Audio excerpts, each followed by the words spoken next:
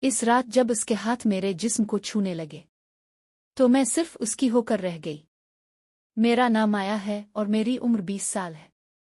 یہ کہانی میری ڈائری کا وہ صفحہ ہے جو میں نے کبھی کسی کو نہیں پڑھنے دیا۔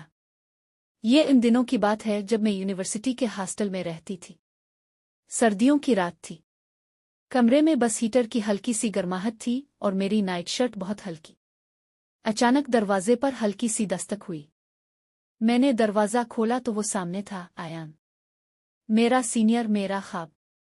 بس 5 منٹ تم سے بات کرنی ہے۔ وہ اندر آیا اور اس کی آنکھیں میری پلکوں سے کچھ کہہ رہی تھیں۔ میں نے نظریں جھکائیں لیکن دل دھڑکنے لگا۔ اس نے آہستہ سے میرے ہاتھ کو چھوا۔ تم ہمیشہ میرے خیالوں میں ہوتی ہو، مایا۔ اس کی آواز بہت نرم تھی۔ پھر اس نے میرے گال پر ہلکی سی چومی دی۔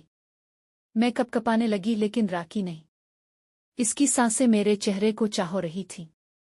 میں نے خود کو اس کے قریب پایا۔ پھر اس کی باہوں میں اس